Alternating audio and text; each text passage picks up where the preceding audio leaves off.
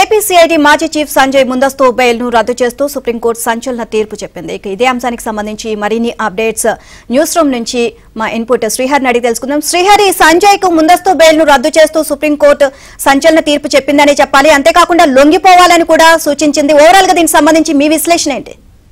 నిల్మా, supreme court కొద్దిసేపటి క్రితమే ఒక సంచలన నిర్ణయం వెలువడించింది.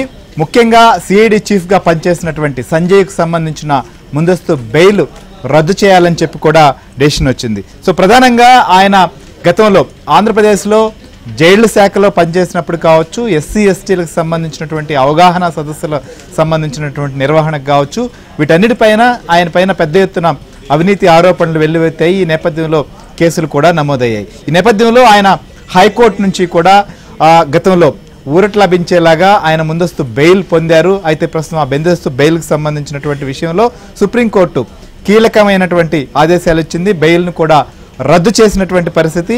సో ఈ నేపథ్యంలో ఆయన లొంగిపోవడానికి 3 వారాలు గడువు కూడా సుప్రీంకోర్టు ఇచ్చింది. కాబట్టి ఇక సంజయ్కు సంబంధించినటువంటి విషయంలో దారులన్నీ కూడా మూసుకుపోయాయని చెప్పొచ్చు. ఆయన సుప్రీంకోర్టుకు వెళ్ళినప్పటికీ ఆయనకైతే మాత్రం ఊరట లభించలేదు.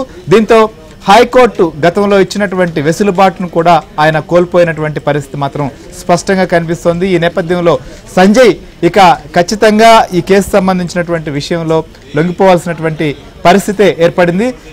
బెయిల్ రద్దయినటువంటి నేపథ్యంలో సంజయ్ విషయంలో ఇక ఏ రకంగా వ్యవహరించబోతున్నారు, ఏం జరగబోతోంది అనేది కూడా చాలా ఆసక్తికరంగా మారబోతోంది. సో ఆయన మనం చూసాం, గతంలో సిఐడి చీఫ్గా ఉన్నటువంటి తరుణంలో కూడా ఆయన పరిధులకు మించినటువంటి వ్యవహరించినటువంటి తీరు కావచ్చు, లేదా గతంలో మాజీ ముఖ్యమంత్రి ప్రస్తుత ముఖ్యమంత్రిగా ఉన్నటువంటి చంద్రబాబు నాయుడుకు సంబంధించినటువంటి అంశం పైన, ఆయనకు సంబంధించినటువంటి ఆరోపణల పైన కావచ్చు, లేదా అప్పట్లో అక్రమంగా మోపినటువంటి కేసులకు సంబంధించినటువంటి విషయాల్లో కూడా ఆయన విస్తృత స్థాయిలో రాష్ట్రాల్లో దాటి మరీ ప్రచారం చేసినటువంటి పరిస్థితులు కూడా మనం చూసాం. అయితే ఇలాంటి నేపథ్యంలో ఆయన పైన ఉన్నటువంటి కేసులకు సంబంధించినటువంటి విషయంలో ఆయన మాత్రం ముందస్తు బెయిల్ పొందినటువంటి పరిస్థితులు కూడా ఉన్నాయి. అయితే ఇవాళ సుప్రీంకోర్టు ఇచ్చినటువంటి ఈ నిర్ణయం ఏదైతే ఉందో దీని నేపథ్యంలో మాత్రం ఇది సంజయ్కి అయితే మాత్రం ఆయన ఖచ్చితంగా ఆయన అనుకున్నటువంటి ఊరట మాత్రం లభించలేదు. ఇప్పటికే దీనికి సంబంధించినటువంటి సుదీర్ఘ